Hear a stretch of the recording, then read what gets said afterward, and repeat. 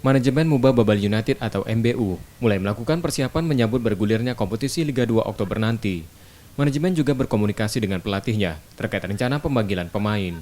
Rencananya punggawa Muba Babal United akan dikumpulkan awal Agustus untuk kembali melakukan latihan rutin sebagai persiapan menghadapi kompetisi Liga 2. Terkait kontrak pemain, manajemen masih menunggu regulasi terbaru dari PT LIB sebagai operator resmi kompetisi. MBU berharap nantinya ada negosiasi ulang dengan pemain, terlebih kompetisi nanti tidak memakan waktu panjang. Kita masih mengikuti regulasi. Pada saat nanti regulasi sudah keluar, memang baiknya ini renegosiasi karena durasi beda.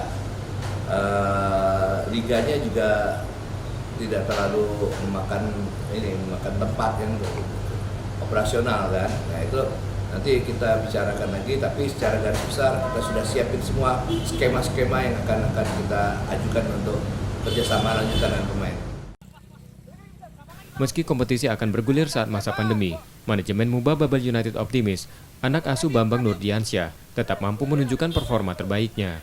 Muba Babal United sendiri tetap memasang target raih 1 tiket promosi ke Liga 1 musim mendatang. Nur Muhammad, Kompas TV, Palembang.